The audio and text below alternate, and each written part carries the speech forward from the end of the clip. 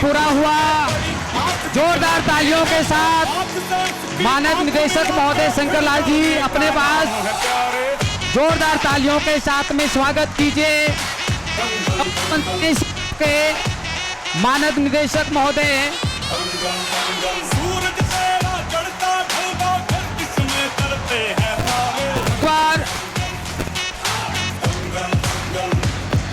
जोरदार तालियों के साथ में स्वागत कीजिए मानद निदेशक महोदय नवजीवन साइंस ग्रुप सीकर, राजस्थान का सबसे बड़ा साइंस का ग्रुप।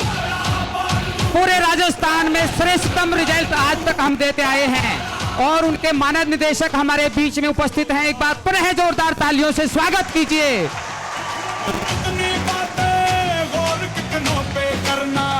आज लोगों की बारी जो कहे अपना इंतजार समाप्त हुआ। आज के कार्यक्रम की विधिवत शुरुआत करते हुए मैं मोटिवेशन सेमिनार सरस्वती नमस्तुभ्यं वरदे कामरूपिणी विद्या आरंभम करिष्यामि सिद्धिर्भवतु ते सदा।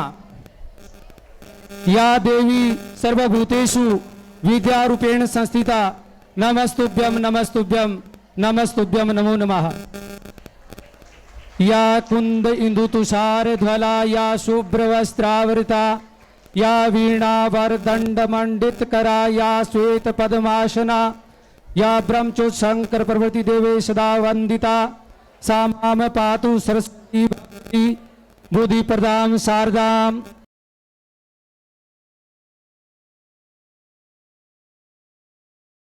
प्यारे बच्चों, मैं आपको बताना चाहूंगा, आप राजस्थान के सबसे बड़े श्रेष्ठतम नवजीवन साइंस स्कूल में आप पढ़ रहे हैं और जो इस साल जो भी नए अध्यापक नवजीवन परिवार के साथ जुड़े हैं उनको भी मैं नवजीवन परिवार की ओर से एक बार अभिनंदन करता हूं, स्वागत करता हूं। जोरदार तालियां एक बार उन लोगों के लिए। हमने राजस्थान में क्या काम किया है ये हम नहीं कहते हैं, ये जमाना कहता है, ये लोग जहां हम जाते हैं आपके अभिभावक ये बात कहते हैं। मैं मानद निदेशक महोदय जी के उपस्थिति में एक छोटी सी बात आपको कहना चाहूंगा कि राजस्थान का हम सर्वश्रेष्ठ साइंस स्कूल क्यों है। अभी मैं मानद निदेशक महोदय जी को अवगत कराना चाहूंगा कि कुछ ही दिनों की बात है, सीबीएसई की कॉपी जांच करने के लिए मुझे अपना इधर गोविंद स्कूल जाना पड़ा लक्ष्मणगढ़। वहां मैं थोड़ा समय पहले पहुंच गया। वहां पर गोविंद स्कूल एक बहुत बड़ी ट्रस्ट की स्कूल है, लक्ष्मणगढ़ में बहुत पॉपुलर सबसे प्रतिष्ठित स्कूल गिनी जाती है। मैं वहां पहले पहुंचा तो मुझे पूछा गया, वहां पर प्रिंसिपल और जो मेन एग्जामिनर हेड एग्जामिनर होता है, 6 एग्जामिनरों का के ऊपर एक बड़ा एग्जामिनर होता है जिसको हेड एग्जामिनर कहते हैं। मुझसे पूछा गया कि सर आप कहां से हैं। मैंने कहा मैं सीकर से हूं। सर बोलिए कहां से, कौन सी स्कूल से हो। मैंने कहा सर नवजीवन साइंस स्कूल से आया हूं मैं। तो उन्होंने मुझे बड़े सम्मान के साथ में, आप सीकर वाली नवजीवन साइंस स्कूल से आए हैं। मैंने कहा हाँ सर। वो स्कूल जिसने एक बार 5 मेरिट दी है यार, बहुत बड़ा राजस्थान में नाम कमाया।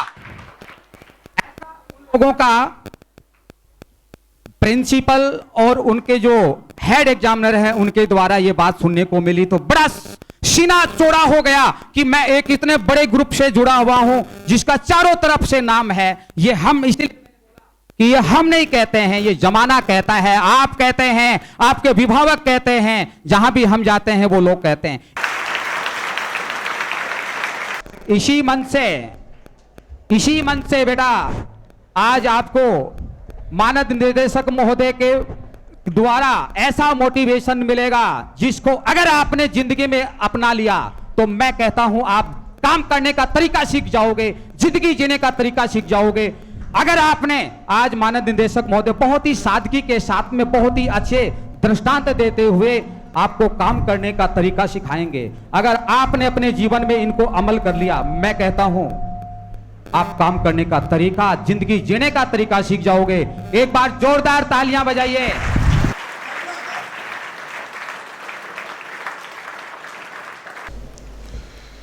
सम्माननीय प्रिंसिपल साहब, मेरे युवा साथी, टीम के सदस्य, नवजीवन परिवार के सदस्य, बहुत ही ऊर्जावान शिक्षक टीम और प्यारे बच्चों, शिक्षक दिवस वाले दिन मैं आपसे रूबरू नहीं हो पाया क्योंकि मुझे लगातार 3-4 सेमिनार अटेंड करनी थी। तो सभी को ढेर सारी फिर से बहुत बहुत शुभकामनाएं इस रूप में कि निश्चित रूप से मैं अभी पिछले 2-3 दिन से जूनियर विंग की एनालिसिस पे लगा हुआ था कि कितना वर्क चल रहा है, कैसे चल रहा है। तो बहुत अच्छी चीजें निकल के आई कि आप दिन और रात अपनी मेहनत में गुणवत्ता लाते जा रहे हैं, अपने काम करने के तरीके में गुणवत्ता लाते जा रहे हैं। इसलिए पूरी शिक्षक टीम को बधाई देना चाहूँगा कि इसको उत्तरोत्तर बनाए रखें, क्योंकि हम सब लोगों का जो काम है वो बच्चों का भविष्य बनाना है और इससे सुंदर इस सृष्टि पे कोई काम ही नहीं है। यदि एक शिक्षक के काम को देखा जाए, मैं मेरा एनालिसिस करता हूँ। मैं पिछले दिनों ऑस्ट्रेलिया की मुझे जाना पड़ा था किसी काम से, वहाँ की स्कूल का मैं विजिट करके आया, वहाँ की बहुत सी स्कूलों का विजिट करके आया।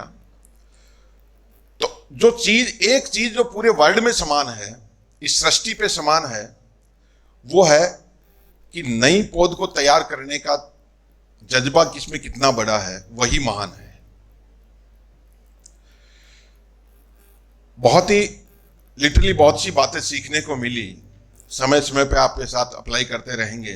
मैं 7 दिन तक लगातार उस स्कूल में रहा, 2-3 स्कूलों में रहा, यूनिवर्सिटीज में मैंने दौरा किया। निश्चित रूप से बहुत अच्छा करेंगे।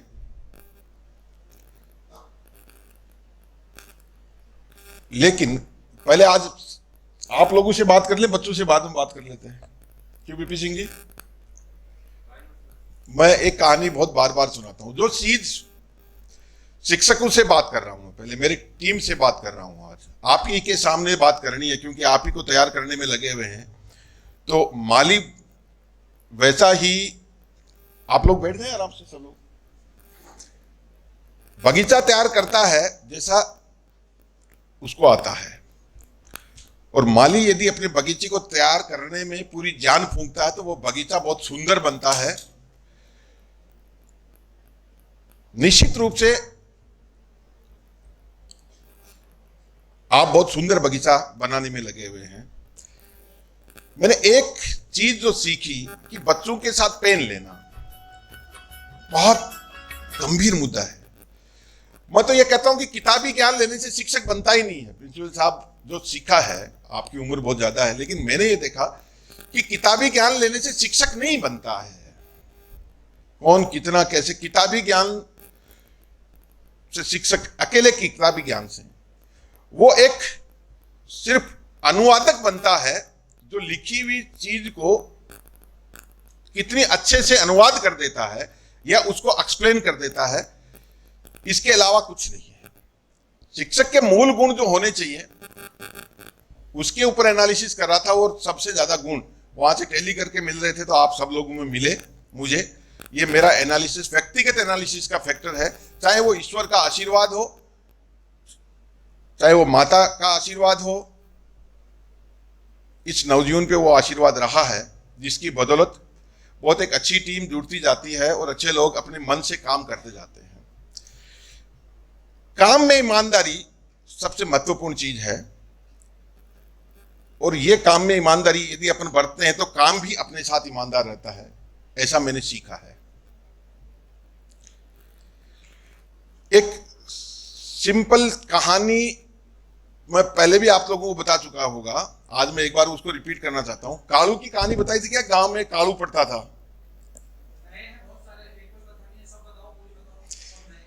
एक गांव में एक स्कूल में कालू पढ़ता था, कालू नाम का विद्यार्थी पढ़ता था।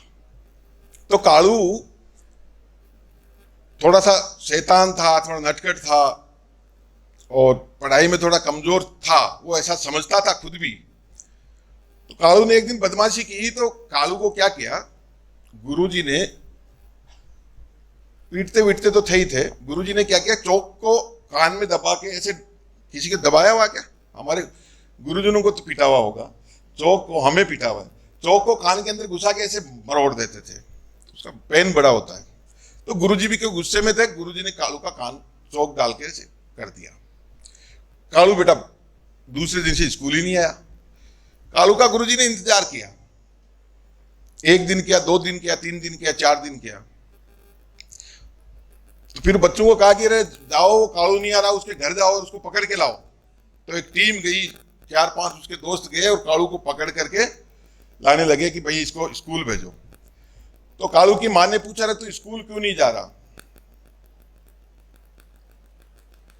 कालू कई समय तक बात नहीं कर पाया। फिर कालू ने जो, मैं उस बात को मारवाड़ी में कहूंगा क्योंकि मेरी भी वो कहानी मारवाड़ी में सुनी हुई है किसी से। कालू बोले मां स्कूल में कौन नहीं जाऊं। मां ने पूछा क्यों नहीं जा रहा है? मारवाड़ी समझ में आ रही है क्या बाहर के बच्चों को? सब क्या रहे? बोले मैं कौन नहीं जाऊं। बोले क्यों नहीं जा रहा? तो फिर कालू ने जो बात कही वो हम सब टीचर्स को समझनी है और वहां तक समझे हुए हैं। बोले मां स्कूल इसलिए कौन नहीं जाऊंगे, माला गुरुजी ने ये बात को कोनी बेरो के कालू का भी दर्द हुआ है कि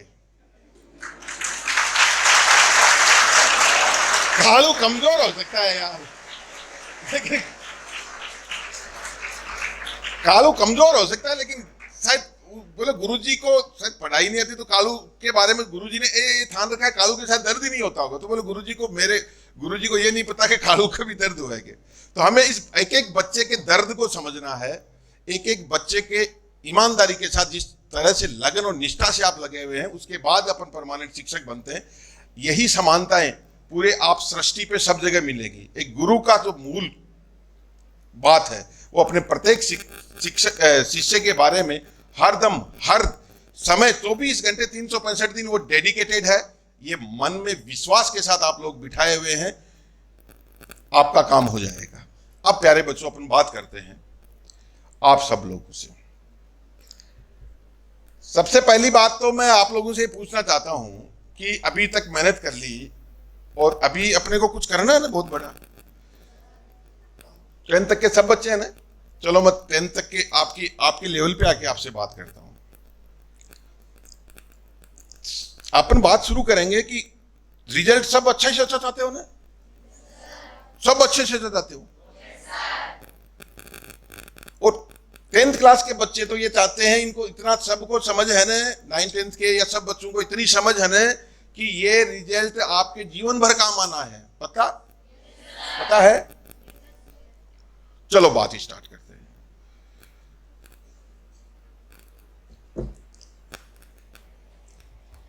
पहले अपने को यह चीज देखनी पड़ेगी कि जिंदगी में क्या क्या छोड़ना पड़ेगा अपने को। किसी बड़ी चीज को प्राप्त करने के लिए अपने को जिंदगी में कुछ न कुछ बहुत कुछ छोड़ना पड़ेगा। भाई सीधी सीधी बात है, सूरज जैसा बनना है तो क्या होगा? सूरज जैसा तपना होगा। तो यदि आपको बड़ी सफलता हाथ में लेनी है तो तपस्या तो करनी पड़ेगी। और एक बार तपस्या की लत आपको लग गई तो फिर आपका रिजल्ट बहुत छोटा काम है। मैं हमेशा कहता हूं ये नवजीवन सिखाती है, ये नवजीवन की टीम आपको सिखाती है। बस इसके लिए वही बात है, आपको थोड़ा सा बहुत ज्यादा समझदार बनना पड़ेगा। समझदार इस रूप में कि आप अपना भला बुरा बहुत अच्छे से समझें। एक समस्या पे बात करते, कितने विद्यार्थी ऐसे हैं जिनको स्मार्टफोन चलाना आता है? ईमानदारी से हाथ खड़ा करना। सबको चलाना आता है ना? सबको चलाना आता है ना? हाथ नीचे करो। अरे हाथ नीचे करो, बोलने की जरूरत नहीं बेटा, हाथ नीचे करो। स्मार्टफोन सबको चलाना आता है, ठीक है। ये कोरोना में, लॉकडाउन में आपको जरूरत भी पड़ी तो सीख गए होंगे, कोई बड़ी बात नहीं है। लेकिन बेटा देखो, अब बहुत कड़वी बात बताता हूं, यदि उसका अनावश्यक उपयोग या आप लोगों को उसके तरफ देखने की इच्छा रहती है।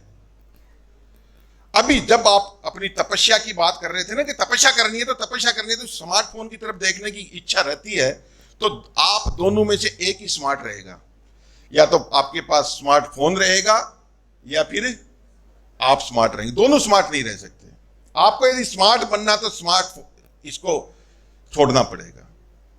तो सबसे पहली बात, यदि जो व्यक्तिगत रूप से मैं उस समस्या पे सबसे पहले उस दर्द पे आपकी अंगुली रख रहा हूं कि जिस विद्यार्थी ने आज छोड़ दिया कि मेरे लिए कुछ नहीं है, यदि उसमें से ज्ञान चाहिए तो वो निकालने की कैपेसिटी तो आप में हो, और उसके बाद इतनी समझदारी आप में हो कि ये मेरे लिए कुछ नहीं है, सबके लिए काम का है और मेरे लिए भी जीवन में काम का बनेगा, लेकिन जब बनेगा तब मैं बात करूंगी, तब तक इसकी तरफ नहीं देखूंगी। पहला सूत्र बनाना पड़ेगा। जो भी विद्यार्थी, जो भी स्टूडेंट्स यदि जिंदगी में सफल होना चाहते हैं अभी, तो दोनों में से एक स्मार्ट रहेगा, या तो फोन स्मार्ट रहेगा या आप स्मार्ट रहोगे। दोनों एक साथ स्मार्ट नहीं रह सकते, एक दूसरे के साथ जुड़ करके। ये चीज पहली बात सबसे पहले आपको ये समझनी पड़ेगी। ये जिस दिन समझ गए उसके बाद रिजल्ट ये सब लोग बैठे हैं आपका बना देंगे। बहुत ही ईमानदारी के साथ मेहनत करनी पड़ेगी।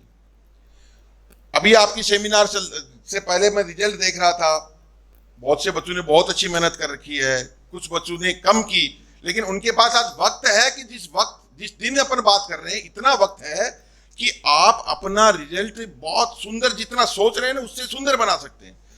एक कैलकुलेशन कभी आपने की नहीं होगी, लगभग 7-8 लाख विद्यार्थी एग्जाम देते होंगे 10th क्लास की। राजस्थान में 10th क्लास की 7-8 लाख विद्यार्थी एग्जाम देते हैं। बेटा, जिस जीवन में जिस कंपटीशन एग्जाम से आपका भविष्य तय होना है, वो एग्जाम जैसे आईआईटी की होगी, नीट की होगी, या कोई भी होगी, एडमिनिस्ट्रेटिव सर्विस में जाना, आपको कोई भी एग्जाम होगी, तो एक बोर्ड में 7-8 लाख विद्यार्थी बैठे, कितने बोर्डों में बैठे होंगे? तो एक सिंपल गणित बताता हूं, यदि आप अपना 1 घंटा खराब करते हैं, तो यदि आप इस बोर्ड एग्जाम तक सीमित है, तो मैं बता देता हूं, यदि आप अपना 1 घंटा खराब कर रहे हैं तो आपसे 50 बच्चे आगे निकल रहे हैं इस बोर्ड एग्जाम में। बताओ, एक राजस्थान बोर्ड में यदि आप अपना 1 घंटा खराब कर देते हैं, 10th क्लास के विद्यार्थी ध्यान से सुन लो, तो मैं कैलकुलेशन बता रहा हूं कि जिंदगी कैसे बदलनी है अपने को। कितने? 50 स्टूडेंट। आपने आज 1 घंटा खराब कर दिया, इसका मतलब आप 50 स्टूडेंट से पीछे हैं। समझ में आ रही है बात? दूसरी बात, पहली बात स्मार्टफोन छोड़ना है, उसका उपयोग छोड़ना है। दूसरा,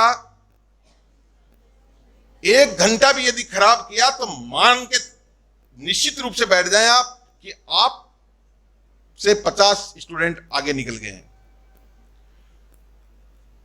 और जब ये बात आप अभी से सीखना शुरू कर देंगे, तो जब उन कंपटीशन एग्जाम की बात करेंगे, तो वहां यदि 10 मिनट आपने खो दिए तो 200 स्टूडेंट आपसे आगे निकल गए पूरे भारत में। कितने?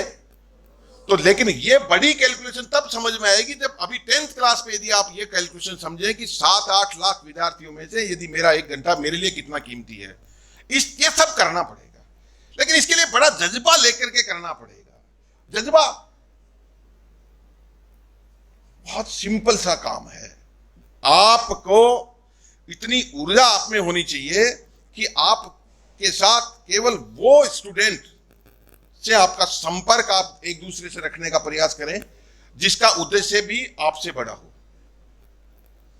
सब अपना अपना उद्देश्य बड़ा बना लो बेटा। यदि ये बात आप समझ गए, आज आपकी समझदारी का लेवल बढ़ गया थोड़ा सा, तो आपसे ये 10th का टारगेट बहुत छोटा होगा। जैसा अभी कह रहे थे सर, वैसा कर जाएंगे आप लोग। इसका एक सिंपल एग्जांपल और बताता हूं आप लोगों को। कभी मैं हमेशा कहता हूं एथलेटिक्स की कहानियां पढ़ा करो। फिलॉसफी का एक सिद्धांत है कि जितनी देर आप दर्द पालोगे, किसी चीज को आप जितनी बार बार याद करोगे, वो चीज आपको मिल के रहेगी। ये बिल्कुल तार्किक, साइंटिफिकली प्रूव बात है कि कितना आपने जिद से पाल रखा, कितनी बार आपका दिन में आपका लक्ष्य आपको याद रहता है, उतना ही वो लक्ष्य आपके करीब आता चला जाता है, आपका टारगेट आपके पास आता चला जाता है। उसको जितना देखोगे, जितनी बार उसके बारे में सोचोगे, जितना बस चिंतन और आपका ये जो मन का जो विषय है उसको वहां पे कंसंट्रेट आपको करना ही पड़ेगा। एक एथलेटिक्स की कहानी से आप देखना, जिंदगी में आदमी चाहे तो क्या नहीं कर सकता। अभी आपके साथ कई चीजें आती हैं। एक व्यक्ति की कहानी आप पढ़ना बेटा, कभी भी ओलंपिक एक और खिलाड़ी की आपको शूटर की एक कहानी सुनाऊंगा, वो आपको पूरा जज्बा बता देगी कि आपको करना कैसे है। क्या होता है आप लोगों के साथ, हमारे साथ भी होता है, मेरे व्यक्तिगत साथ भी होता है। संकट भी आते हैं, चले जाते हैं, समझदारी का लेवल बढ़ता चला जाता है। आप लोगों को भी बढ़ाना है, किस लेवल तक ले जाना है यह आपको तय करना है। कितना बड़ा आपका टारगेट है यह आपको तय करना है। देखो, कई बच्चों को तो इतनी देर बैठ भी नहीं सकते, तपस्या के लिए गद्दी तपानी पड़ती है, मेरा एक पेट डायलॉग है ना। तो शरीर में जब तक दर्द पालने की क्षमता आपने पैदा नहीं की ना, तपस्वियों को देखा क्या है ना। एक कहानी सुनिए, भगवान बुद्ध जब तपस्या में लीन थे तो ग्वालियर उधर से जा रहे थे, तो इतने तपस्या में लीन थे कि वो बेटे कान में उनके कीली ठोक गए, लकड़ी की कील बना के उसके कान में ठोक दी। इसका मतलब कितने लीन होंगे, तब जाके ईश्वरीय शक्तियां प्राप्त होती हैं। और छोटे लक्ष्य के लिए तो इतना आराम से प्राप्त हो जाता है। तपस्या उस लेवल की करनी पड़ती है अपने जीवन को बनाने के लिए। तो सुना दूं कैरोली की कहानी, आपको याद रह जाएगी क्या? बेटा बात सुनना, आप ही की भाषा में धीरे धीरे बात करूंगा ताकि आपके समझ में आ जाए, वो बात पूरी बात समझ में आ जाए आपके, है ना। कैरोल एक हंगरी एक देश है, उसके अंदर आर्मी में भर्ती हुए थे 1938 में। एक बड़ा सपना लेकर के उन्हें बहुत बड़ा शार्प शूटर बनना था। वो भर्ती होने से पहले बहुत ही छोटी छोटी जो कंपटीशन उस देश में हुआ करते थे, उनको जीतते जीतते जीतते जीतते सेना तक पहुंच गए, अपने देश की सेना तक पहुंच गए 1938 में। आप के समझ में आएगी, देखना पूरी बात, कि इस बात को आप यदि समझ गए, पकड़ गए, तो फिर कुछ भी छूटेगा नहीं। 1938 में भर्ती हुए, थोड़े दिन वो काम करते रहे और वो शूटिंग में इंटरनेशनली प्रतियोगिताएं जीतते रहे और पूरे देश का सपना भी बन गया कि यार ये कैरोली कुछ करेगा। उस कैरोली ने 1938 में थोड़े दिन बाद एक जीवन में बहुत बड़ा हादसा होता है। बहुत बड़ा सपना था वर्ल्ड कप जीतना, शूटिंग में वर्ल्ड चैंपियन बनना। थोड़े दिन बाद एक हादसा उनके जीवन में होता है। जिस हाथ से वो शूटिंग करते थे ना, मोस्टली दाहिने हाथ से करते, राइट हैंड से, जिस हाथ से कैरोली शूटिंग करते थे, वो कोई एक सेना का कोई कैंपियन था। उस कैंपियन में वो हैंड ग्रेनेड फेंक रहे थे, वो उनके हाथ में फट गया, हाथ चला गया। क्या हुआ कैरोली के साथ? उसका सपना भी उसके साथ चला गया। उस समय की स्थिति, मानसिक स्थिति को मैं कवि की एक छोटी सी कविता मुझे कल मेरे बच्चे ने दी थी, वो मेरे को लगी कि यार कैरोली के साथ वैसा ही हुआ होगा। वो उस बिस्तर पे पड़ा 6 महीने तक वो हॉस्पिटल में भर्ती रहे। बिस्तर पे पड़ा उस आदमी ने क्या सोचा होगा, उसके मन में क्या आया होगा, वो उद्गार बताता हूं मैं। एक कविता की कुछ लाइनें बताऊंगा मैं आपको। हर संकट का हल होगा, वो आज नहीं तो कल होगा। माना कि अंधेरे बहुत और चारों ओर नाकामी है। बता सकते हो इस कवि का नाम? किसकी कविता? मुझे भी नहीं पता। माना कि अंधेरे बहुत और चारों ओर नाकामी है, माना कि थक के टूट रहे और सफर अभी दूरगामी है। सफर तो बहुत दूर चला गया था कैरोली से। जीवन के आपाधापी में जीने का ठिकाना छूट गया उनका सब कुछ। माना कि थक गए सपनों का नींद में आना भी अब छूट गया। किस बात के सपने देखे कैरोली? नहीं देख सकता ना। माना कि हिम्मत टूट गई, आंखों में निराशा छाई है, पर श्री कृष्ण ने साफ कहा है, बस कर्म तुम्हारा कल होगा, बस कर्म तुम्हारा कल होगा। कैरोली उठे, शायद ऐसी कुछ चंद लाइनों से वो मोटिवेट होकर के 1939 में फिर नेशनल चैंपियनशिप एक साल बाद, 38 में थे वो, 28 ईयर के, 28 साल के बच्चे थे, युवा थे।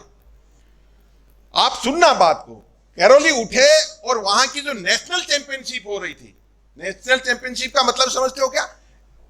इंटरनली कि भाई सबको अब ओलंपिक के लिए जिसको चुनेंगे तो पहले सब में से छांटने के लिए नेशनल लेवल पे होती है, फिर इंटरनेशनल लेवल पे होती है। तो उस नेशनल चैंपियनशिप में कैरोली फिर पहुंच गए, नेशनल चैंपियनशिप में कैरोली फिर पहुंच गए, और पहुंचने के बाद वहां जो चैंपियनशिप में जो भाग ले रहे थे वो कैरोली के पास आए दौड़ करके, और वहां एक स्पीच दिया गया, जैसे मैं आपसे बात कर रहा हूं, उसमें ये कहा गया कि देखो आप लोग कितने भाग्यशाली हो, आपको मोटिवेट करने के लिए कैरोली खुद आए हैं, आपको इस कंपटीशन के लिए मोटिवेट करने के लिए कैरोली खुद आए हैं। कैरोली ने कहा रुको रुको रुको, मैं मोटिवेट करने के लिए नहीं आया, मैं आप लोगों को कंपीट करने के लिए आया हूं, मैं फिर लड़ूंगा।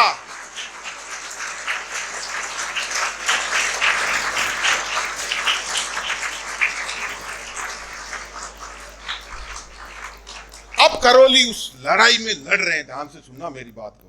तुम्हारे साथ जिंदगी में क्या होता है, सब चीजें मैं कह रहा हूं, व्यक्ति यदि कभी अपने आप अंदर झांक के देखने की कोशिश करने लग जाता है, 10th क्लास का विद्यार्थी आज ये बात झांक लेगा ना अपने अंदर, तो फिर आपसे लगातार बात करते रहेंगे, लगातार आपके टीचर्स आपसे बात कर रहे हैं, ये पढ़ाई बहुत छोटी हो जाएगी, ये किताबें इतनी इतनी है ना, संस्कृत कहां से आनी है, संस्कृत की किताब में से, मैथमेटिक्स कहां से आनी है, मैथमेटिक्स के क्वेश्चन कहां से आने बोर्ड में, मैथमेटिक्स की बुक में से, उसी के फॉर्मूले से आना है, तो बहुत छोटा हो जाएगा ये काम, जज्बा जगाना है। देखो कैरोली के ऊपर वापस आते हैं, उसके साथ क्या था, उस नेशनल चैंपियनशिप में उसके पास क्या था, उसके पास केवल एक हाथ था, और जो दूसरे कंपटीटर थे उनके पास क्या था, 2 हाथ नहीं, उनके पास बेस्ट हैंड था। समझ रहे हो बात? वो जिस हाथ से चाहे उस हाथ से प्रैक्टिस कर सकते थे, लेकिन कैरोली के पास केवल एक लेफ्ट हैंड था, उसको एनी हाउ एनी कंडीशन अपनी प्रैक्टिस करनी थी। कैरोली ने फिर प्रैक्टिस की और वो नेशनल चैंपियनशिप जीती।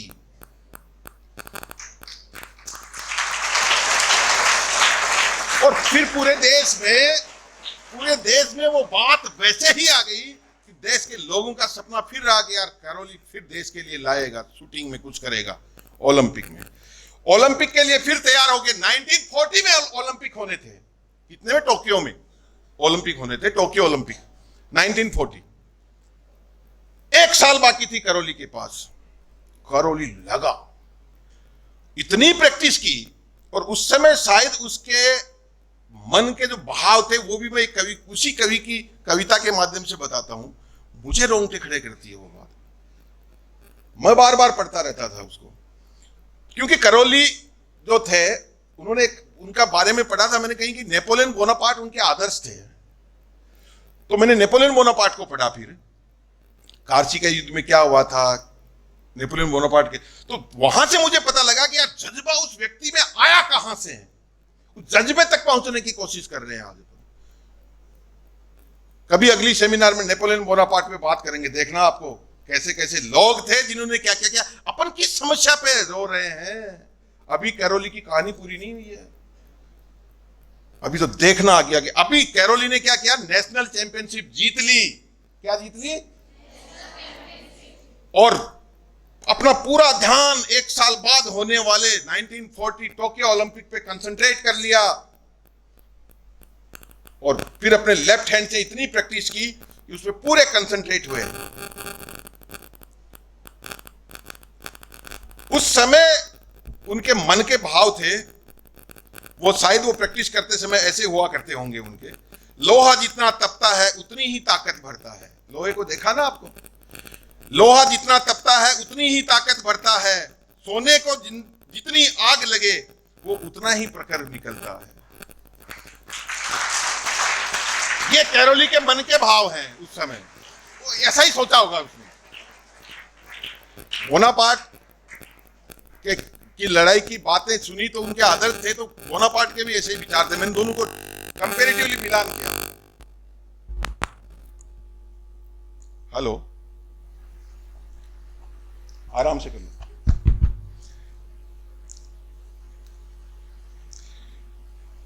कोई बात नहीं, अब की बार हो गया, अगली बार कभी सेमिनार करेंगे तो इसको चेंज करके इसको देख लेना आप। आज ज्यादा टेंशन मत हो, जैसा भी है ठीक हो गया। हाँ बेटा, तो करौली की बात कर रहे हैं अपन। उसने क्या विचार किया होगा? लोहा जितना तपता है उतनी ही ताकत भरता है, सोने को जितनी आग लगे वो उतना ही प्रखर निखरता है। मिट्टी का बर्तन पकता है जब अपनी धुन पर खूब खनकता है। मिट्टी का बर्तन जब पकता है ना तो उसकी अंदर से बहुत खनखनाहट होती है। सूरज जैसा बनना है, सूरज जितना तपना होगा। सूरज जैसा बनना है, सूरज जितना तपना होगा। बस हर संकट का हल होगा, वो आज नहीं तो कल होगा, ऐसा कैरोली ने सोचा। बस हर संकट का हल होगा, वो आज नहीं तो कल होगा।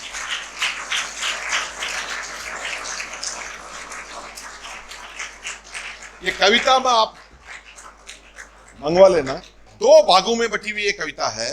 पहला भाग कैरोली के साथ जो संकट आया उस समय हॉस्पिटल में उसने क्या सोचा होगा, और दूसरा भाग जब उसने अपने लेफ्ट हैंड से प्रैक्टिस शुरू की और 1940 टोक्यो ओलंपिक का अपना सपना देख लिया, उस समय उसने प्रैक्टिस करते समय क्या सोची होगी, वैसा आपको सोचना पड़ेगा। आपको भी ये मानना पड़ेगा कि मेरा एग्जाम भी वो टोक्यो ओलंपिक की तरह से है, बोर्ड का एग्जाम। करौली के साथ होता क्या है, 1940 के ओलंपिक वर्ल्ड वार की वजह से कैंसल। ओलंपिक कितनी साल से होते हैं पता है? 4 साल से होते हैं। तो 1940 का ओलंपिक कैंसिल, करौली का सपना फिर 4 साल आगे शिफ्ट हो गया। कब? 1940। क्या करे करौली? अपने लेफ्ट हैंड से फिर प्रैक्टिस करता रहा, फिर प्रैक्टिस करता रहा, फिर प्रैक्टिस करता रहा। 1944 के ओलंपिक वो भी वर्ल्ड वार के कारण से कैंसिल, वो भी वर्ल्ड वार के कारण से कैंसिल। क्या करे करौली? 1944 के बाद कब होना था ओलंपिक? 1948। आप सोचो 1948 मतलब 1948 के ओलंपिक में करौली कितने साल के हो गए थे? 28 के भर्ती हो, 38 में 28 के थे ना 1938 में, तो वो कितने हो गए थे? 28 के थे तो वो 38 के हो गए। 1948 में जब ओलंपिक हुए तो उस समय करौली कितने थे? 38 ईयर। और उस समय बेटा सबसे बड़ी समस्या क्या थी? उन लोगों को कंपीट करना था जो उनसे उम्र में बहुत छोटे थे, क्योंकि धीरे धीरे उम्र बढ़ती है तो वैसे वैसे उसकी कंसंट्रेशन पावर और सब कम होती है। और जब कंपीट किसके साथ करना था? वो बच्चे जो नए नए आ रहे हैं अभी अभी, उनको, वो 28 साल के हैं, कोई 25 साल के, उनके साथ कंपीट करना था, वो युवाओं के साथ कंपीट करना था। क्या हुआ? करौली ने 1948 का वर्ल्ड चैंपियनशिप जीती।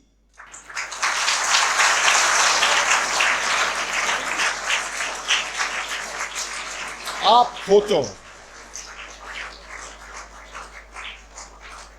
इतने में नहीं रुके, अभी एक बार और ताली बजानी पड़ेगी उस व्यक्ति के लिए। क्या है? फिर ओलंपिक में 1952 फिर अपने देश के लिए वही वर्ल्ड चैंपियनशिप फिर से जीती।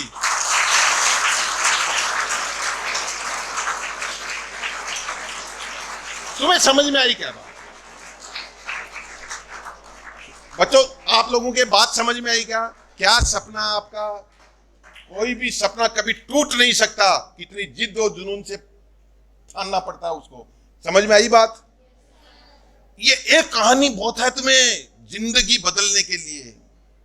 सपने देखे हैं, खुली आंखों से देख के उनके लिए लगना पड़ेगा। मैंने कहा था ना पहले आपको एक बात, 2 बातें कही आज में।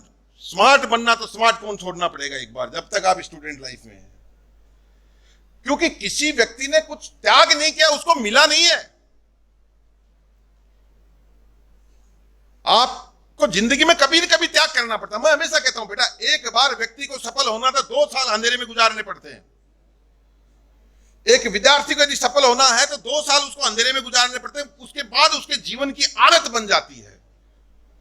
2 साल आपको अंधेरे का मतलब समझ रहे? 2 साल तक यह सोचना पड़ता है कि बस बाहर की दुनिया से मेरा कोई लेना देना नहीं, मुझे सिर्फ मेरे गुरु और जो मेरे काम आ रहा है इस समय।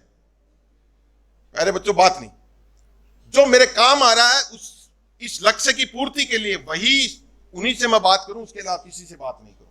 आप यदि अभी अंधेरे में गुजरना शुरू कर देते हैं तो अभी से आपका लक्ष्य मिल जाएगा, फिर उसके बाद नीचे नहीं गिरोगे। मैं फिर कह रहा हूं, आपने आज जो ठान रखा है, उस आपने मन में कुछ भी मान रखा हो, आज से उसमें 20% बढ़ा के अपना टारगेट तय कर लो। इस कैरोली की कहानी को लिख तो सकते हो ना घर जाकर के, है बेटा, है ना? फिर अपन नेपोलियन बोनापार्ट की बात करेंगे कभी। देखना आप, देखना जीवन कैसे बदला लोगों ने। वो कैरोली को आज अपन याद कर रहे हैं। उस दिन वो यदि हॉस्पिटल में टूट जाता, बिखर जाता, इससे बड़ी समस्या किसी के नहीं आनी ने। हाथ खड़ा करो, आ सकती है क्या आपकी 10th क्लास में? कभी नहीं आ सकती। तो उसमें ही नहीं हारा, तो अपन कहां के तनाव में आ जाएंगे? कौन सा तनाव हो सकता है? कुछ नहीं। लेकिन ये समझदारी रखनी पड़ेगी। जब जब आपको अपनी पढ़ाई में थोड़ा सी भी थकान लगे, जब जब आपकी नींद थोड़ी सी ज्यादा आपके ऊपर हावी होने लगे, और जब तब आपका 1 घंटा आपके हाथ से छिटकने लगे, तो 2 बात याद रखना।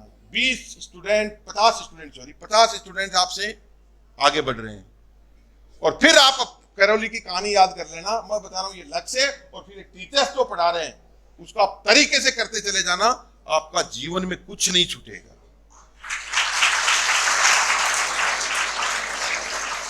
करना क्या पड़ेगा?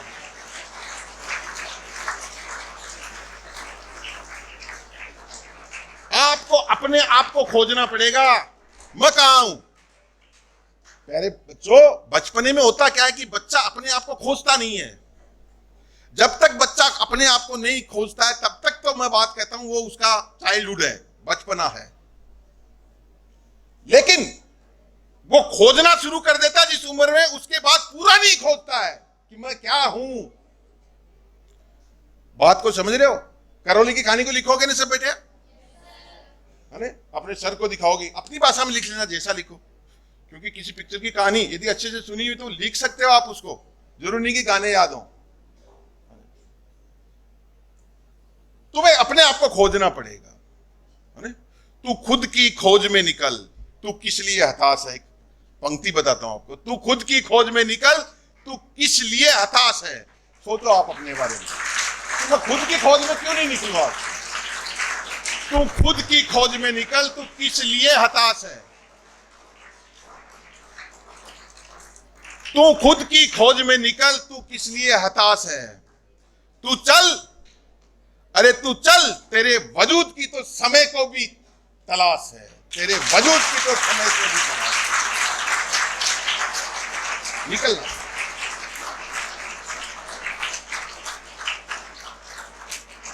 आज से आप अपनी खोज शुरू करना शुरू कर दो, ये आपका रिजल्ट बहुत छोटा, आपका जीवन बदल जाएगा। खोजो आप अपने आप को। मैं कहता हूं ना हमेशा 15 मिनट बैठ करके आप अकेले में एकांत में रहने का प्रयास करके, कि एकांत में अकेले बैठ करके आप अपने आप को खोजो। इतनी ये कहता हूं, ये तब होगा सब जब आपका ये सब बातें सुनोगे, इससे आपकी लेवल ऑफ मैच्योरिटी जिसको मैं कहता हूं वो ऊपर बढ़ेगा, और वो ऊपर बढ़ते ही आपका रिजल्ट और आपका जीवन सब सफल हो जाएगा। बात ही समझ लो, सब सफल हो जाएगा। जो चाहते हो। मैं पिछली बार भी बात कर रहा था, लेकिन कोई क्या कर रहा है आप देखो ही मत। कोई क्या कर रहा है, आपके बारे में क्या सोच रहा है, कोई देखो ही मत।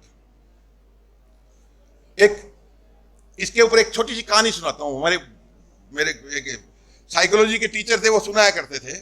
उन्होंने मुझे एक बार सुनाई थी कि बेटा सुन, बात सुनो बेटा, अरे 1 घंटे की तपस्या करने की इच्छा शक्ति पैदा ही नहीं हुई तो क्या खोज करेंगे अपने आप को। बेटा एक कहानी है छोटी सी, कि एक पिता थे और एक पुत्र था। पिताजी गांव में उनका जो घर था, उस घर से हमेशा पहाड़ में एकांत की जगह थी, वहां जाकर के बैठते थे और अपने योग अभ्यास करते थे सुबह सुबह मॉर्निंग में। एक पतली सी सकड़ी रास्ते से जाकर के, ध्यान से सुनना कहानी।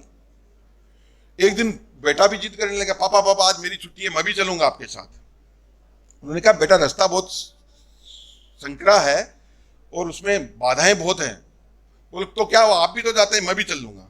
लेकिन वो पिता थे, पिता ने उसका हाथ पकड़ रखा था। चलो फिर तू मेरे साथ चलेगा तो मैं तेरा हाथ पकड़े रखूंगा। बोले ठीक है पापा। दोनों चलते रहे।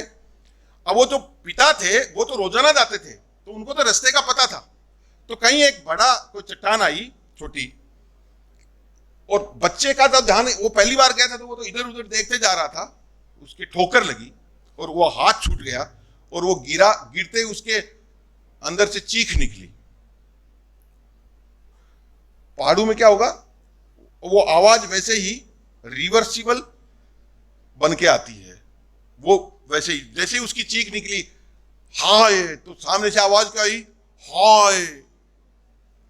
वो बोला पापा रे बाप रे दर्द हो रहा, मर गया मैं तो सामने से आवाज क्या आई, पापा दर्द हो रहा, मर गया मैं तो। उसने देखा कि कोई मेरा मजाक उड़ा रहा है। उसके पिता वो देख रहे थे पूरा नजरिया, और वो गुस्से से आग बबूला हो रहा है। वो बोला तुम कौन हो? सामने से आवाज आई तुम कौन हो? देखा ये तो मेरी बहुत ज्यादा मजाक उड़ा रहा, गुस्से से और आग बबूला हो गया। पिता पूरा वाक्य समझ गए। उन्होंने कहा बेटा तू एक काम कर ले, ये तेरे को चिढ़ा रहा ना, तू एक काम कर ले, तो एक जोर से एक आवाज लगा, मैं तुमसे प्यार करता हूं। तो सामने से आवाज क्या आई, मैं तुमसे प्यार करता हूं, मैं तेरा दोस्त हूं। तो सामने से आवाज क्या आई, मैं तेरा दोस्त हूं। बोले पापा ये तो दोस्त बन गया अब। बोले कुछ नहीं है, पूरा समझाया उसको कि बेटा ये वैसा ही है जैसा लौट तू बोल रहा है, वैसा ही लौट के आ रहा है। कुछ नहीं करने की जरूरत है जिंदगी में। इन चीजों के बारे में आप यदि बुरा देखोगे तो लौट के भी बुरा आएगा। आप किसी के बारे में बुरा सोचोगे तो आपके पास भी लौट के बुरा आएगा, और आप यदि अच्छा सोचोगे सबके बारे में तो आपके पास लौट के भी अच्छा आएगा। मैं हमेशा कहता हूं आपको कुछ भी नहीं करना, अच्छा सुनो, अच्छा देखो और अच्छा करने का प्रयास करो, फिर देखना आप चमत्कार होगा आपके साथ। तीसरा, आपके पास लौट के वैसा ही आएगा जिंदगी में जैसा आप देखना चाहते हैं। तो अभी विद्यार्थी जीवन में तीसरी बात जो आपको मैं कहना चाह रहा हूं, यदि आप अपने साथ चमत्कार चाहते हो तो कैरोली को याद रखना पड़ेगा। आप अपने साथ अपने जीवन में कोई लक्ष्य को प्राप्त करना चाहते हो तो खुद की खोज करनी पड़ेगी, खुद को तपना पड़ेगा। तपने की आदत आपको डालनी पड़ेगी, खुद के ऊपर काम करना पड़ेगा, खुद की तलाश करनी पड़ेगी। ये बेटा समझदारी आप ले आओ। मैं कह रहा हूं ये रिजल्ट बहुत छोटे हैं। लास्ट ईयर आप ही में से स्टूडेंट थे, लास्ट ईयर फिर राजस्थान का अव्वल दर्जे का रिजल्ट दिया ये पूरी टीम ने और इस नवजीवन परिवार ने। ये क्या है? मैं कहता हूं हमेशा पढ़ाई सब जगह कराते हैं भाई। कोई स्कूल वाला, कोई संस्था वाला ये नहीं चाहता, संस्था का डायरेक्टर कि मेरे स्कूल में कम पढ़ाई, कोई चाहता है क्या? बस आपके साथ ये आशीर्वाद बना रहेगा। मैं हमेशा कहता हूं मेरी मां का आशीर्वाद हमेशा सबके साथ बना रहता है, आपके साथ भी बना रहेगा यदि आप पात्र हो तो। सोचना पड़ता, यदि आप पात्र हो तो। मैं कह रहा हूं अभी शायद राजस्थान बोर्ड का 10th क्लास का स्कोर 99 तक गया हुआ है। मेरा एक सपना था, मैं कई दिनों से देख रहा था, इसमें 10th में 97, 98, 97.6 ऐसे ही चल रहा था। मेरा एक सपना था, 2-3 बार पिछले साल पूरी साल सोचता रहता था, इन सब लोगों से बात करता रहता था, ये सब लोग अपने काम में लगे रहते थे कि 99 को तो यार क्रॉस करना ही पड़ेगा अपने को। 99 तक क्रॉस की बात है, उस तक पहुंचने का प्रयास शुरू करो। और देखो 98.50 तक पहुंच गए। अब कितना दूर है? बोर्ड का रिकॉर्ड कितना दूर है आपसे? बोर्ड का रिकॉर्ड कितना दूर है? 3 मार्क्स, 3 नंबर का फर्क है बोर्ड का रिकॉर्ड तोड़ने में।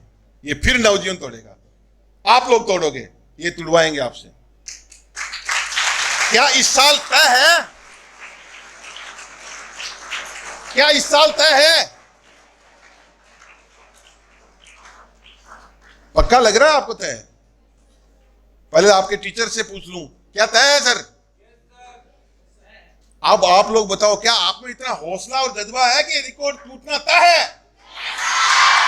टूटेगा। लेकिन देखो बेटा, आज से आप फिर लिखना, इसको बार बार याद करना है कि मुझे खुद को बदलना है, मुझे स्मार्ट बनना है, तो कुछ आदतों से दूर रहना होगा और मुझे अपने आप को थोड़ा सा बहुत समझदार बनाना है, क्योंकि समझदार बनोगे तो अपने अंदर दिखेगा। मैं हमेशा कहता हूं बेटा, 10th क्लास की एग्जाम दे रहे हो आप लोग, यदि आपका बचपना आप पे हावी है, बच्चे हो आप, तो फिर बच्चों के मार्क्स मिलेंगे।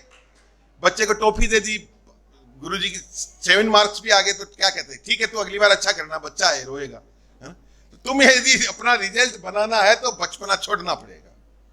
छोड़ दोगे? और छोड़ करके पकड़ना क्या है? अपना टारगेट आज जाके बनाओ। क्या पकड़ोगे आप लोग?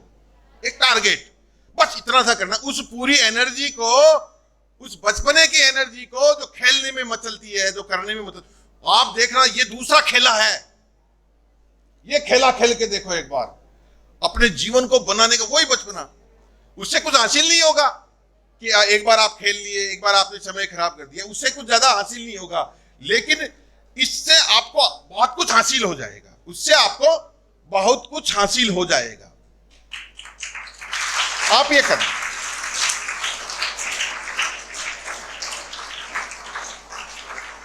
बेटा एक बच्चे की यहां से निकला हुआ, एक एग्जांपल दे देता हूं, तुम्हारे यहां से निकला हुआ 10th 11th 12th क्लास का बच्चा देखो क्या कर सकता है। एक बच्चा 2007-8 में मेरे पास पढ़ा करता था, 2007-8 में, दिनेश गोदारा नाम का था, गुड्डा के आसपास कहीं उसका गांव था। इतना उसने अपने पूरे बचपने को अपने डेडिकेशन में लगा लिया जो उसकी एनर्जी से लगा सकता। इंजीनियरिंग में दाखिला लिया, इंजीनियरिंग में पढ़ते पढ़ते अब जो ये वाईफाई का ये जमाना चल रहा है, उस समय उस पर वर्क किया उसने और अपना एक वाईफाई स्टडी सेंटर के नाम से अपना एक स्टार्टअप लिया। उसमें उसके बहुत ज्यादा फॉलोअर हो गए और पता है वो शायद उसकी उम्र अभी 26-27 साल की हुई होगी। उसको ये कोई ऑनलाइन काम करने वाली एक टीम है अनअकैडमी, उसने पता है उसके स्टार्टअप को खरीदा कितने रुपए में? 80 करोड़ रुपए में। ये यहीं से निकला हुआ था, ऐसे ही कमा लिया ना जिंदगी में। अब मेरी बात हुई, मैंने कहा दिनेश अब फिर वो लग रहा, उसको भेज दिया, दूसरा कोई हेल्थ में स्टार्टअप लेना चाह रहा है वो। ऐसे के एग्जाम्पल मैं बहुत से मिलवाऊंगा बेटा आपको, जिन्होंने कुछ अलग किया है। सफलता की एक पराकाष्ठा तक पहुंचना है तो आपको बहुत कुछ बनना होगा। इसके लिए थोड़ा सा तप क्या करना पड़ेगा? तपस्या करनी पड़ेगी। आपने एक नाम सुना का कैटरपिलर एक लार्वा होता है? अरे बात रुक जा,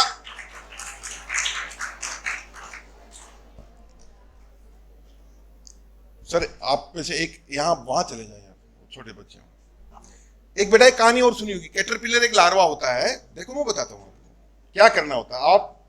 आपके क्या अभी मदर फादर से इतना लगाव रहता है कि थोड़ा सा भी स्ट्रगल करने की कोशिश करते हैं तो उसको बड़े भाई पे टाल देते हैं, या कुछ काम करने की इच्छा शक्ति कम होती है तो कोई ना कोई बहाना ढूंढ लेते हैं। क्या कहते हैं, करोली ने एक ही बात, करोली के जीवन अपने को क्या सिखा रहा था कि नए काम करने के 1000 बहाने होंगे, लेकिन जिंदगी में सफल होने का केवल एकमात्र वजह होगी जो आपको सफल कर देगी। एक ही वजह होगी।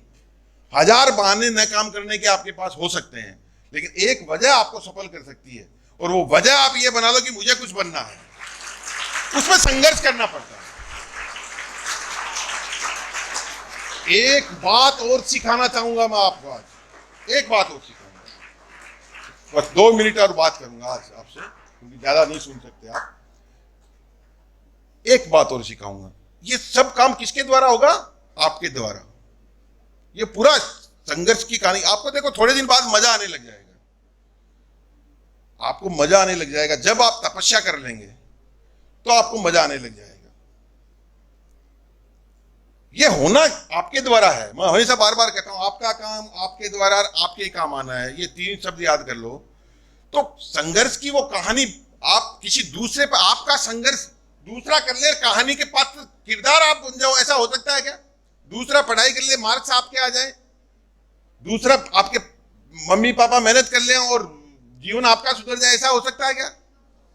किसको सुधारना पड़ेगा? तो इसलिए डिपेंडेंसी को कम से कम करो। आप इतनी भाषा समझ में आ रही है क्या? चलो आपको अपने आपके लेवल पे बताऊं, आप किसी पे अपनी आदत से इतने लाचार मत हो कि दूसरे पे डिपेंड रहना शुरू हो जाए, दूसरे पे परजीवी नहीं बने, पैरासाइट नहीं बने। धीरे धीरे धीरे धीरे अपने आप को खुद को उठाने का प्रयास करेगी, ये मेरा काम है, मेरे द्वारा होना है। इसमें सब आ जाते हैं। आदतों में सुधार का मतलब आपको अपने कपड़े भी खुद को धोना चाहिए। 10th class 11th 9th class 8th class में बच्चे पढ़ रहे हैं तो आपको इतना स्वावलंबी बनना चाहिए। जब आप अपना ही काम नहीं कर सकते तो यार क्या करोगे? हाँ ठीक है, आपके पास टाइम नहीं हो, वो एक अलग बात होती है। किसी दिन टाइम नहीं हुआ, आप अपने काम को उस चीज को लगा रहे हैं अपने काम में, तो आप अपने माता पिता बड़े भाई बहन पर डिपेंडेंसी है ना, वो कम करते जाओ धीरे धीरे। एकदम से नहीं हो तो भी धीरे धीरे करो। नहीं ये करूंगा, अपनी समस्याओं का समाधान खुद निकालने का प्रयास करो, तब आपकी परिपक्वता बजेगी। बात समझ रहे हो? खुद को खोजोगे अंदर से तो ये चीजें मिल जाएंगी आपको जिनको सुधारना है। थोड़ा सा ब्रेन को कंसंट्रेट जिस विद्यार्थी ने कर लिया, जिस स्टूडेंट ने आप में से मैं कह रहा हूं फिर कर लिया, वो बहुत बड़ा बन जाएगा। फिर कह रहा हूं मैं आप में से, इतना काम जिसने कर लिया वो बहुत बड़ा बन जाएगा। आज से ही जिसने ये सोच लिया, ठान लिया, मैं कहता हूं आप में से कोई न कोई मुझे जीवन में कभी न कभी आके जरूर कह देगा कि सर 10th क्लास में हम जब पढ़ा करते थे तो आपकी एक सेमिनार ने मेरे जीवन को बदला, और हमारे लिए तो बस पर्याप्त है। लेकिन आपके लिए पर्याप्त नहीं। आप में से आप सोचो कि वो कौन बने? आप सब भी तो बन सकते हैं।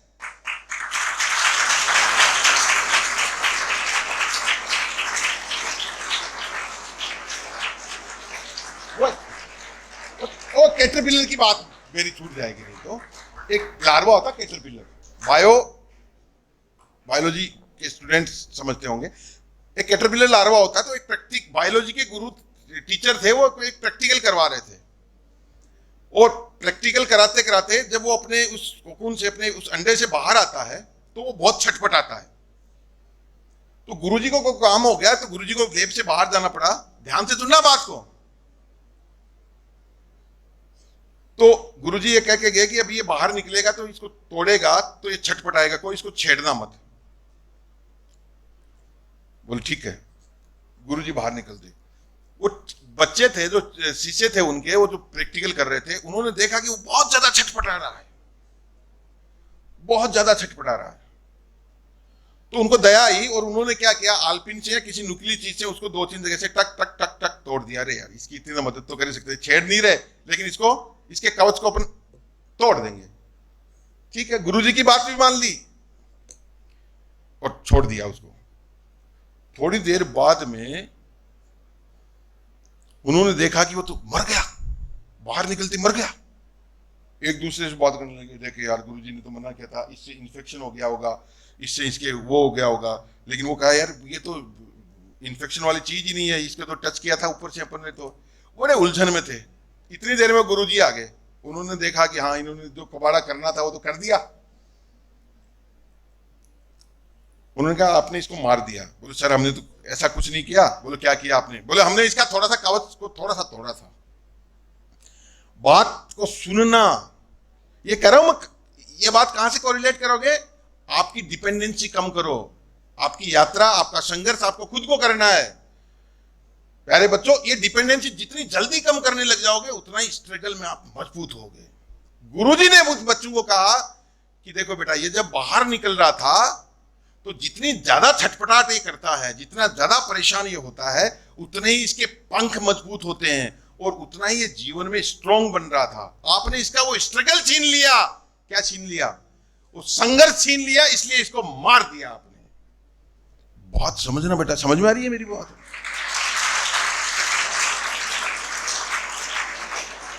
ये बात प्यारे बच्चों आपको क्यों कह रहा हूं, ये एग्जाम्पल मैंने क्यों दिया आपको, इसका मर्म समझेगा। आज से आपको अपनी डिपेंडेंसी को धीरे धीरे कम करना है। छोटी सी समस्या ही, पापा ये, मम्मी ये, री री री री ची ची ची ची करना बंद कर दे।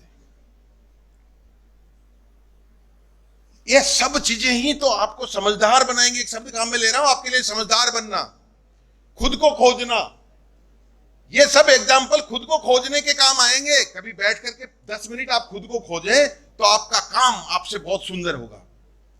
आप अच्छा सुनेंगे, अच्छा सोचेंगे, अच्छी बात करेंगे, अच्छा विचार लाएंगे तो आपके अंदर, आप में से जब खुद का जो कैटरपिलर लार्वा निकलेगा ना, वो इतना मजबूत निकलेगा कि आप बहुत कुछ कर जाओगे। प्यारे बच्चों, आज की बात से क्या समझे 10th क्लास के विद्यार्थियों, आप क्या समझे? कैरोली की तरह से स्ट्रांग बनना, कभी सपना टूटे नहीं, अपने हाथ से छूटे नहीं, है ना? हर स्थिति परिस्थिति में हारना नहीं है। क्या सीखे? कंक्लूड कर रहा हूं मैं मेरी बात को, आज की बात को। हर स्थिति परिस्थिति में हारना नहीं है। एक बात सीखे, मैं 5 बात बताऊंगा, 5 बात याद रहे। दूसरी बात कौन सी की? आपको, आप जैसा देखेंगे सृष्टि को वैसी दिखाई देगी, इसलिए चिंता परवाह बंद कर दें और अपने काम में लग जाएं, है ना? पहाड़ पिता पुत्र का एग्जाम्पल सिखा रहा ना आपको ये बात। इसलिए कभी नहीं सोचें, अपने लक्ष्य के प्रति बहुत ईमानदार रहे, खुद को खोज लें। तीसरा काम क्या करना है? खुद को खोजना है। और उसके बाद खुद को आपने यदि खोज लिया, क्या याद रखना है? अपना संघर्ष खुद को करना, कैटरपिलर की कहानी याद रखनी है।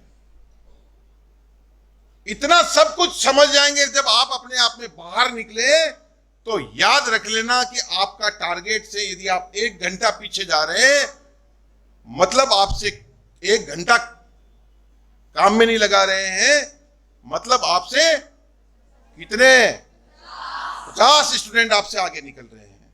ये तो दौड़ है बेटा, बिल्कुल प्योर रेस है आपकी, आप ही के द्वारा होनी है।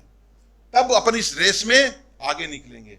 इसका मतलब मैं फिर कहता हूं, हमेशा बार बार कहता हूं, आज से ही आप अपने काम को सुधार करने के लिए 1 घंटा कम सोने का प्रयास शुरू कर दें। कर सकते हो क्या? अपनी पढ़ाई में 1 घंटा और चुरा के डाल दें, आपका रिजल्ट और आपका टारगेट आपके बहुत समीप आ जाएगा। और कभी भी जिंदगी में ये नहीं सोचना मेरे ये हो गया तो ऐसे नहीं होगा, वो हो गया तो क्या होता है। कई बार होता है, एक फोबिया होता है बेटा, आप लोगों में होता, कईयों में, जैसे जैसे टेस्ट आता तो कोई इनको बहाना ढूंढ करके उससे बचने का प्रयास करता है। होता है ना कुछ स्टूडेंट में, जीवन में सब बातें होती है ना। तो ऐसा नहीं हो। उसके बाद आप अपने जीवन को बिल्कुल यथार्थ सत्य से बना लेंगे। आप ऐसा करेंगे, ये तभी होगा। अभी इनको प्राइज देना ना आप लोगों को, ये तभी होगा जब आप बहुत अच्छे से ईमानदारी से अपने काम को करने लग जाएं। आज से सीख लें, आज से ईमानदार बन जाएं। और स्मार्टफोन का उपयोग नहीं करोगे, ये मुझे वादा करते हो आप, जब तक आप स्टूडेंट लाइफ में, क्योंकि आपको स्मार्ट बनना है और वो आपके स्मार्ट बनने में आपका स्मार्टफोन घातक है। बस आज ये इतना सा सीखना है। 99% का रिजल्ट मुझे चाहिए। धन्यवाद। जय हिंद, जय भारत। अभी जिन बच्चों ने फर्स्ट और सेकंड टेस्ट के दौरान कक्षा में अव्वल स्थान प्राप्त किया है, फर्स्ट, सेकंड और थर्ड, उन बच्चों को मेडल, गोल्ड, सिल्वर और ब्रॉन्ज मेडल देकर के सम्मानित किया जाएगा।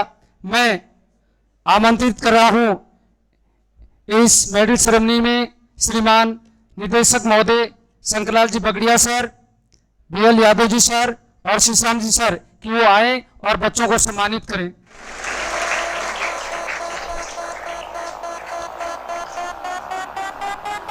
दिव्यांशी अंशु ने गोल्ड मेडल जीता है, इसके लिए जोरदार तालियां।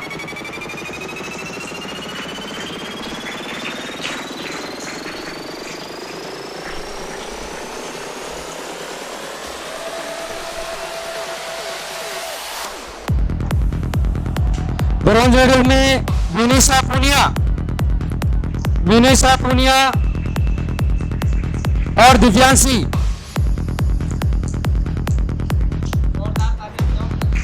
तालियां बजती रहनी चाहिए। सम्मान करें, ये आप भी इनसे प्रेरणा लें।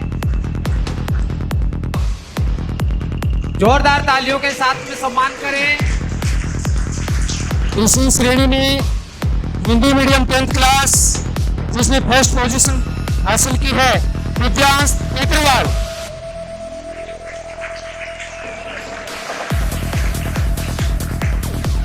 दिव्यांश तेतरवाल 10th में हिंदी मीडियम। सेकंड अमन गोल्ड मेडल के साथ दिव्यांश तेतरवाल।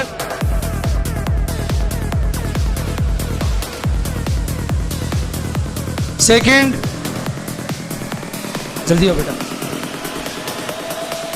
दिव्यांश तेतरवाल ने 95.83% मार्क्स लेकर के कक्षा में हिंदी मीडियम में ए, बी, सी और डी चारों सेक्शन में ये अव्वल रहा है दिव्यांश तेतरवाल। इसके लिए फिर से तालियां बजाइए। सेकंड पोजीशन अमन।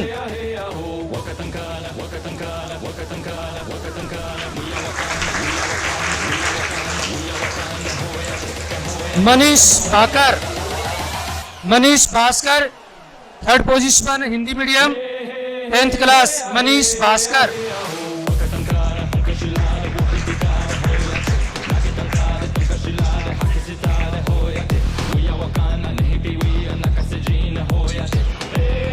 नाइन्थ क्लास से माही जहांगीर 4 रहेंगे, समीक्षा 4 और Palak Sharma 9th English medium. Mahi Jahangir, Samiksha 4 और पलक शर्मा। माही जहांगीर गोल्ड मेडल के लिए, समीक्षा सिल्वर के लिए और पलक शर्मा ब्रॉन्ज के लिए। 9th हिंदी मीडियम के बाद में बच्चे तैयार रहेंगे। गोल्ड मेडल में निशा, सेकंड पोजीशन तेजस्विनी सिल्वर के लिए और ब्रॉन्ज के लिए सीमांत और शोभा।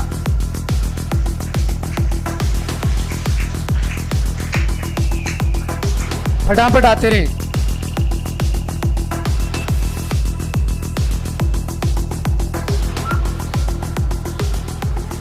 हिंदी मीडियम से निशा, तेजस्विनी चौधरी।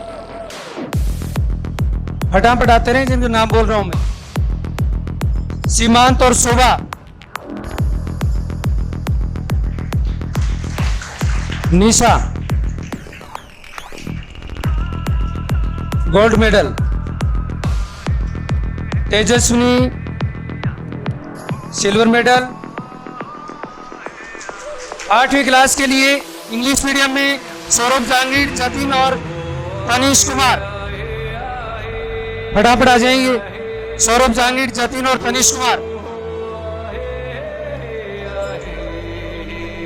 हिंदी मीडियम में 8th क्लास में अर्पित, साकुनिया, अभिनव और राहुल रनवा आ जाए भी। शोभा 9th क्लास से।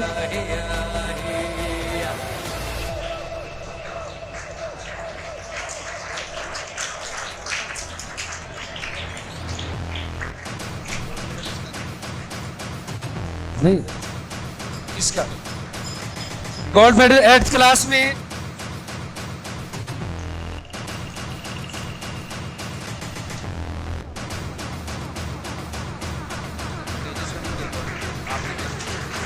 नहीं, सिल्वर है नहीं। 8th क्लास में सौरभ जहांगीर गोल्ड मेडल। सौरभ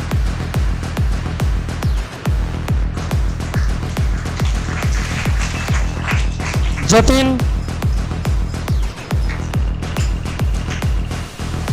और तनिष कुमार।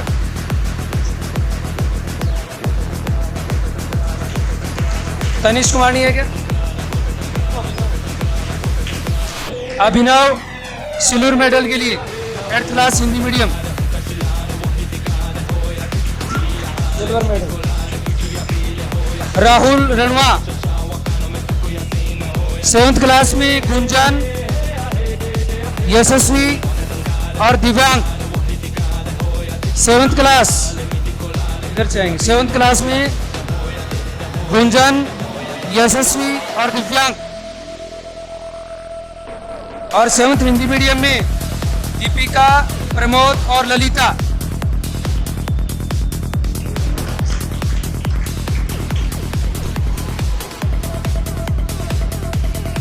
7th क्लास दीपिका, प्रमोद और Lalita.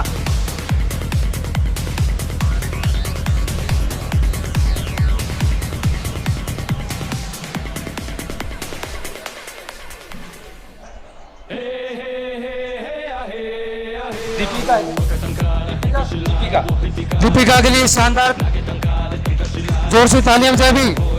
Pramod 7th class Hindi medium, Pramod silver के लिए, और ललिता।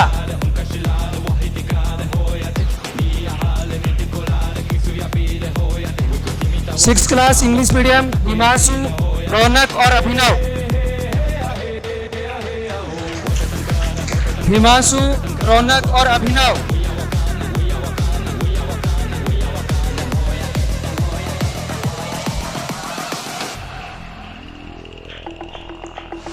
सिक्स हिंदी मीडियम, दर्शना, मनदीप और घनश्याम।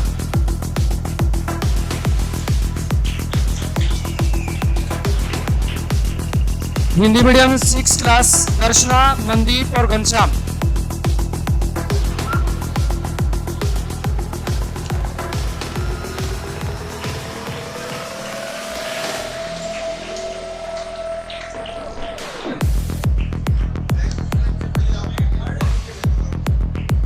टेस्ट में दर्शना कौन है?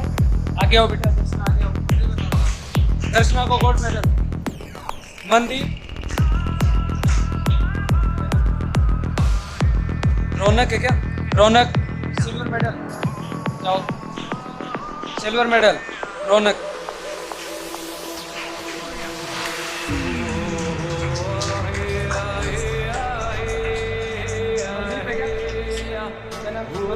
Silver medal.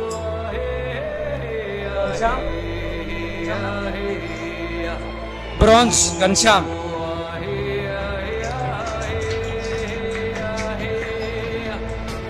अब ये जो आपको चमचमाती हुई ट्रॉफी दिखाई दे रही है वो उस बच्चे के लिए है जिसने 10th क्लास में इंग्लिश मीडियम और हिंदी मीडियम दोनों को मिलाकर के फर्स्ट रैंक हासिल की है। वो है अंशु।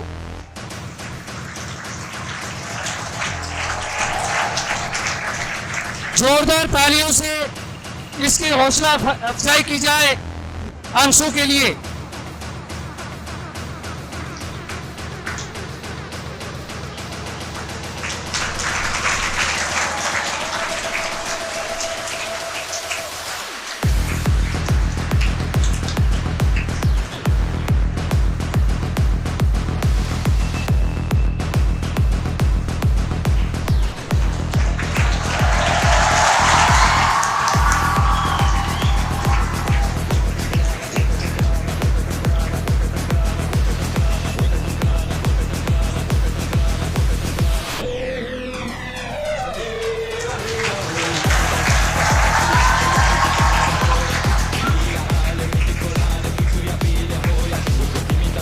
हेलो, बेटा ध्यान से सुन ले, एक बात कहना चाहूँगा। ये जो मेडल लिए हैं ये तो देखो बेटा आप अगले में बरकरार रखो। आपके मेडल आपके हाथ से नीचे, और जिन्होंने मेडल आज नहीं ले पाए वो ये छोटी चीज़ नहीं है। यदि इसको आपने छोटा समझ लिया, अपनी क्लास के अंदर होने वाले टेस्ट जो हैं वो आपकी एक एक स्टेप है। यदि मंजिल तक पहुँचना तो एक एक स्टेप से चलना पड़ेगा ना, तो हर स्टेप में आप अव्वल रहे। तो आज से ही वो जज्बा भरे, जिद करे कि अगली बार तो मैं लेके रहूंगा।